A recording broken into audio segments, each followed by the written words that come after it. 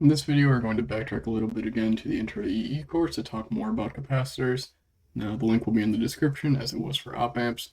Now, recall that for the capacitor, the unit is the farad, denoted by the letter F. And what a capacitor is, well, it is two metal plates that has some non-conducting material in between it. Now, we know that we can find the capacitance by two formulas, the permittivity times the area divided by the distance, or we have the equation for charge on the plates and voltage applied to the plates, and then we can find the capacitance that way. Now recall that current does not actually go through the capacitor, but we do have this thing called displacement current, which we group in to the conventional current that we always define, and the equation for that is equal to the capacitance times the time derivative of the applied voltage to the capacitor.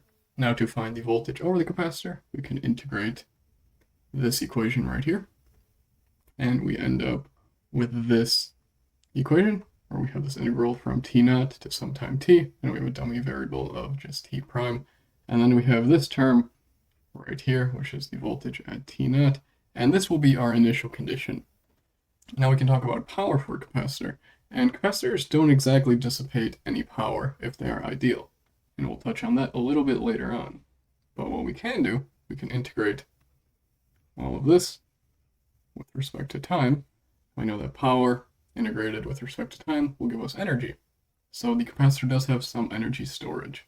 Now what we get by integrating this is we just have power going from some point A to B, and that will be equal to 1/2 times the capacitance times the voltage at point B squared minus the voltage at point A squared. And if we have the voltage at point A in time just being this 0-point reference, we can call that 0. So then the energy, which we denote by the letter W, for the capacitor is equal to 1/2 CV squared.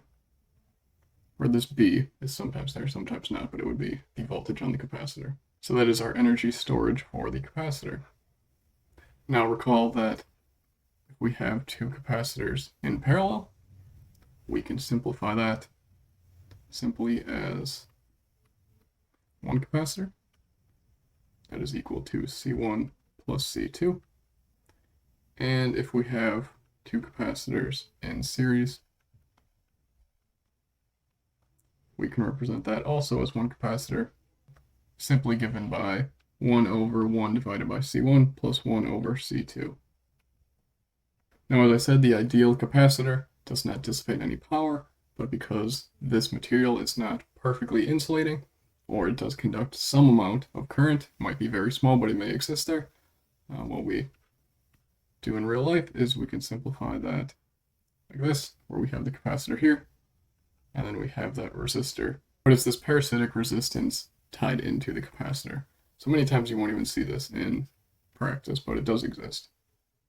Now we can move on to inductors, as we have seen before, and it is just a coil of wire. Now we know that the equation for an inductor is just given by voltage over the inductor being equal to the inductance times the rate of change of the current going through it with respect to time.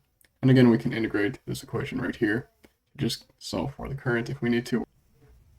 And then for an ideal inductor, we won't have any power dissipation similar to the capacitor. So what we can do for this power equation, we can just integrate this with respect to time. And what we find out is that the energy storage of the inductor is simply equal to 1/2 the inductance times the current going through it squared. Now recall for the inductor, if we have two of them in series, we can simplify that by one inductor. That is just L1 plus L2. And then if we have two inductors in parallel, L1 and L2, we can simplify that again as one inductor. That is equal to 1 divided by 1/L1 plus 1/L2. And again, in the real world case, this inductor is simply a loop of wire, which means it will have some resistance. And how we can represent that is commonly just as a resistor in series with the inductor. But if you have an ideal case, that just goes to 0, and you negate it.